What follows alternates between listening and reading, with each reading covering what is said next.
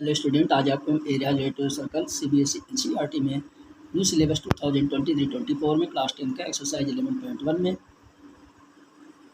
Question number 10 बता रहे हैं। क्वेश्चन नंबर 10 है,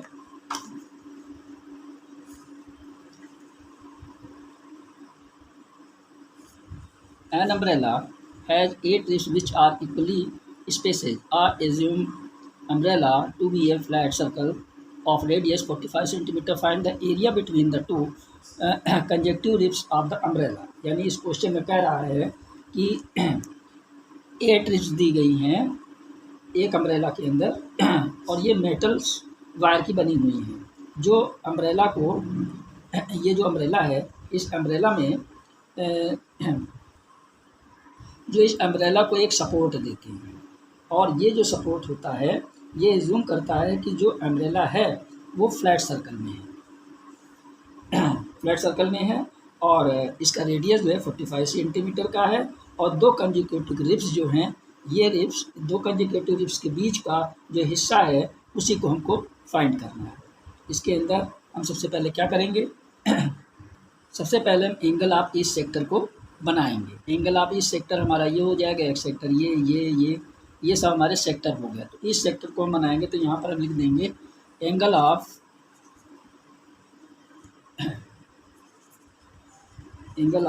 ईच सेक्टर इक्वल टू कितने, ये पूरा सर्कल हमारा 360 डिग्री का होता है तो 360 डिग्री अपान कितने हैं, 8 है। कितने हैं, 8 रिब्स हैं तो हमको 8 रिब्स का निकालना है, यानी 8 से हम इसको पूरे को डिवाइड कर देंगे। तो 8 से हम जब इसको डिवाइड करेंगे तो हमारा कितना आ जाएगा, 45 डिग्री। यानी ये 45 डिग्री एक सेक्टर का आ गया, ये 45 डिग्री हमारा ये हो गया। अब इसके अंदर हमको क्या बताना है कि ये भी 45 है, ये भी है, ठीक, ये सब 45 डिग्री है। अब इसके अंदर हमको कह रहा है कि दो रिब्स के बीच में, ये दो रिब्स हैं, ये दोनों के बीच में जो एरिया बना है यानी इसको सेक्टर है, इसी एरिया के सेक्टर को हमको बनाना है। तो ये तो डिग्री हो गया, अब एरिया के सेक्टर को बनाइए। तो हम यहाँ पर लिख देंगे area between two ribs, area between two ribs, एक रिब्स ये एक रिब्स है तो 2 रिब्स। इसके जब एरिया, जो सेक्टर ऑफ एरिया है वो हमारा क्या हो जाता है, theta upon 360 degree into pi r square, ये फार्मूला हो जाता है। तो थीटा हमारा 45 डिग्री हो गया अपान 360 डिग्री हो गया इंटू पाई की वैल्यू 22/7 इंटू आर हमारा कितना हो जाएगा, आर हमारा दिया गया है 45 cm। कितना दिया गया है, 45 cm रेडियस। तो यहाँ पर हम लिख लेंगे 45 का होल स्क्वायर। अब इसको हम फिर से लिख देते हैं 45 डिग्री अपान 360 डिग्री इंटू 22/7 इंटू 45 को 2 टाइम हम लिख देंगे।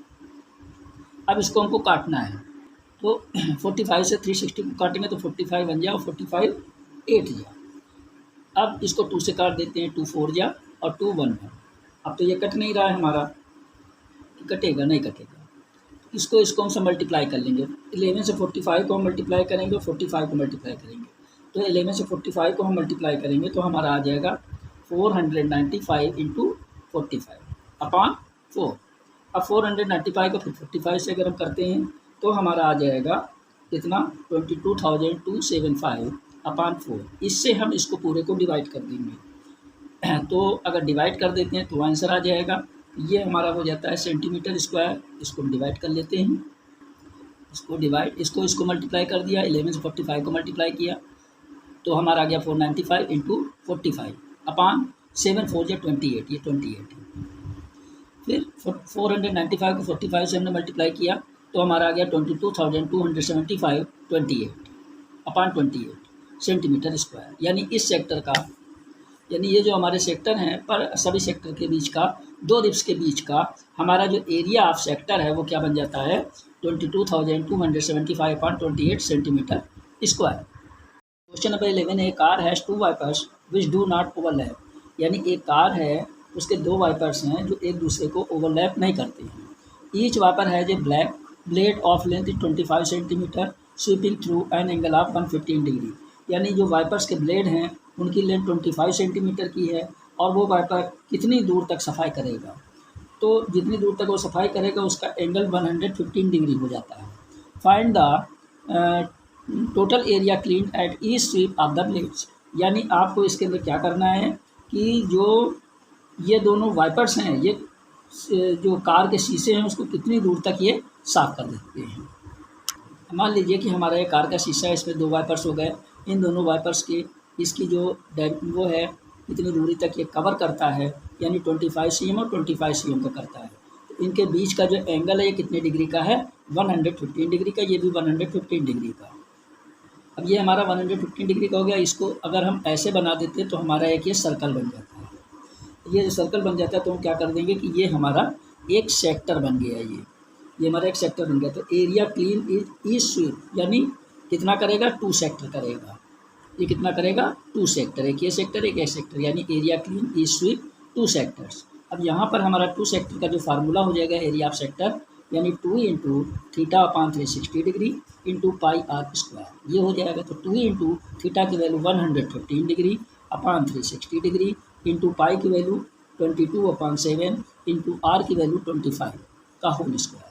इसको हम अभी लिख देते हैं 115 डिग्री अपान 360 डिग्री इंटू 22/7 इंटू 25 का मल्टीप्लाई 625। इसको काट देते हैं 180 हो जाएगा। इसको हम कैंसिल करेंगे तो कितना आ जाएगा, इसको 5 से कर देंगे, 5 3 जा 5 6 जा 36 डिग्री। इसको 5 से करेंगे 5 2 जा 5 3 डायरेक्ट होता है। इसको 2 से करेंगे तो 11 हो जाएगा, ये 18 डिग्री हो जाएगा।